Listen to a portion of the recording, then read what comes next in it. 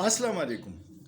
पिछले 4 दिनों से जो हंगामा खेज़ हफ्ता पाकिस्तान की तारीख़ में गुज़रा है, ये हमेशा याद रखा जाएगा और इस पे किताबें लिखी जाएंगी। इसके जो सामने किरदार हैं और पस पर्दा किरदार हैं, वो जब अनफोल्ड होंगे तो आवाम को पूरी कहानी समझ जाएगी। मुझे जो समझ आई है, मैं आपको अपने तज्ज़िये के मुताबिक कुछ चीज़ें बताता हूँ और आप पे छोड़ता हूँ कि आप इंसाफ कीजिएगा उस कहानी के साथ। हुआ क्या है, रिजीम चेंज के बाद जो हालात हैं वो आपके सामने हैं कि पिछले 13 माह में इमरान खान और पाकिस्तान तहरीक इंसाफ के ख़िलाफ़ हर हुकूमती हथकंडा इस्तेमाल किया गया, झूठे केसेस बनवाए गए, प्रोपेगंडा किया गया, बयानियाँ बनाने की कोशिश की, रियासती जबर हुआ, लेकिन वो साबिती कदम रहा और पूरी PDM की 13 जमातें और इस्टेब्लिशमेंट की कोशिशें पूरी तरह नाकाम थी। इमरान खान को किसी तरह काबू नहीं किया जा सकता था। अवाम में उसकी पॉपुलैरिटी आसमान को छू रही थी। सारे तज्ज़िये देख ले कि उसमें आ रहा था कि 60 से 70% तक सीटें इमरान खान जीत लेगा। यही बुनियादी वजह बनी कि फिर इमरान खान के ख़िलाफ़ प्लान बी शुरू हो गया। इलेक्शन से भागने के लिए उन्होंने हर हद क्रॉस की, कानून को तोड़ा, आइन को तोड़ा और अब सुप्रीम कोर्ट पे हमले की प्लानिंग है। ये सब कुछ भी करके देख लिया, लेकिन कुछ नहीं हो सका। तो ऐसे जो मंसूबा साज हैं, फिर उन्होंने प्लान बी पे अमल शुरू किया। ये इमरान खान की गिरफ्तारी कोई ऑर्गेनिक नहीं है कि बस इमरान खान को जाके गिरफ्तार कर लो। इसके पीछे बहुत लंबी सोच थी। मंसूबा साजों ने यह सोचा कि इमरान खान की अवामी पॉपुलैरिटी को किस तरह कम किया जाए, क्योंकि इमरान खान की जो बात है वो लोगों के दिलों में पहुंच गई है। उन्होंने मीडिया सारा ख़रीद लिया, कंट्रोल किया, प्रोपेगंडा किया, लेकिन लोगों ने मीडिया देखना छोड़ दिया और सोशल मीडिया आ गया। सोशल मीडिया सबसे स्ट्रॉन्ग पॉइंट है तहरीक इंसाफ का और इमरान खान का। साथ में जो ओवरसीज़ पाकिस्तानी हैं 90 लाख लोग, उनमें ज़्यादातर बाशऊर लोग हैं और उनको समझ है कि पाकिस्तान के मसाइल क्या हैं, किसकी वजह से हैं और कौन हल कर सकता है। फिर मंसूबा साजों ने यह प्लानिंग किया कि तहरीक इंसाफ को कुचला जाए, उसके ख़िलाफ़ कोई ऐसी वो गलती करे जिससे जवाज़ मिल जाए, फिर इमरान खान को लंबे अरसे तक जेल में भिजवाया जाए और एक कंट्रोल इलेक्शन करवा के अपनी मनपसंद नताइज के ज़रिए अगली हुकूमत बनाई जाए, ताकि हम सब की बचत हो जाए और इमरान खान को हर हाल से में रास्ते से हटाया जाए। नेब के केसेस में हमेशा पुलिस ने गिरफ्तारियाँ की, इमरान खान को रेंजर्स ने क्यों गिरफ़्तार किया? रेंजर्स ने भी गिरफ़्तार करना था, तरीके से करते, बेइज्जती से क्यों किया? ये प्लान का हिस्सा था कि अवाम रिएक्ट करे। इमरान खान पॉपुलर लीडर है, जब लोग इसको देखेंगे इस फुटेज को तो अवाम रिएक्ट करेंगे, और जब अवाम रिएक्ट करेंगे तो सादा कपड़ों में अपने लोगों को उसमें शामिल करके तनसीबात पे हमले किए जाएं। बहुत सारी फुटेजेस सोशल मीडिया पे गर्दिश कर रही है कि सरकारी और दिफाई इदारों की गाड़ियों से सिविल कपड़ों में लोग उतर रहे हैं और उन बलवाइयों में शामिल हो रहे हैं। एतजाज़ एहसन ने भी बड़े अहम सवाल उठाया है कि GPO चौक से जो कोर कमांडर हाउस है वो 5-6 किलोमीटर है और रास्ते में बेहतरीन चेकिंग होती है। किसने ये सारे रास्ते खोल के रख दिए? किसने कोर कमांडर हाउस में जाने दिया? ये बड़े अहम सवालात हैं। वज़ीर दाखिला का घर फैसलाबाद के बाहर हज़ारों लोग थे, पंजाब पुलिस ने तो उसको महफूज बनाया था, वहाँ तो एक गमला नहीं टूटा।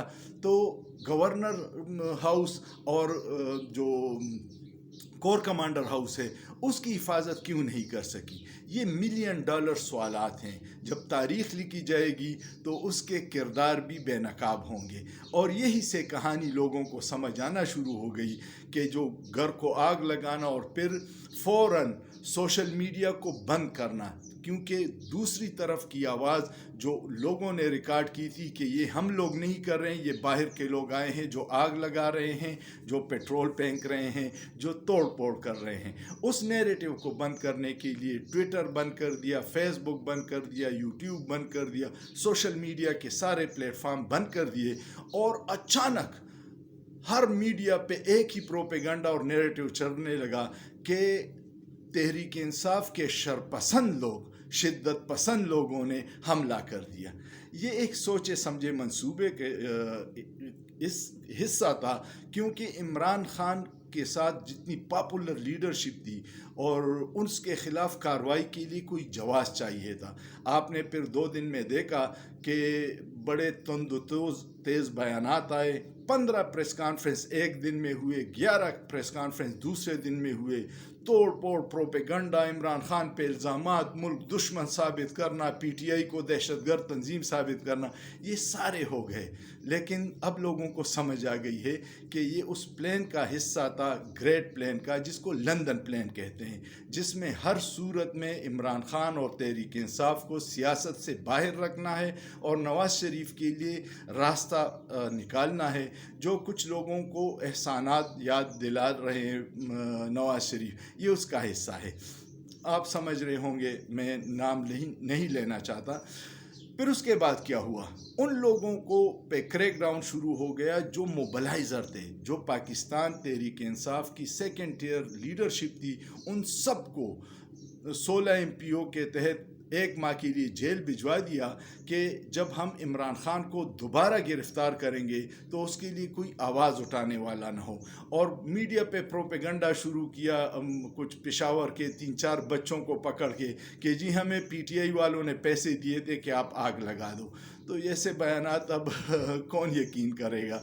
یہ سب کچھ پلان کا حصہ تھا۔ اب دوسرا اٹیک عمران خان پہ ہوگا۔ اس کو آج اس نے ٹویٹ بھی کی ہے کہ 3 آپشنز ہیں۔ ایک، عمران خان نے کہا ہے اپنے ٹویٹ پہ کہ مجھے مار دیں گے۔ دوسرا، بشرا بی بی کو گرفتار کر کے جیل میں ڈالیں گے اور مجھے بلیک میل کریں گے۔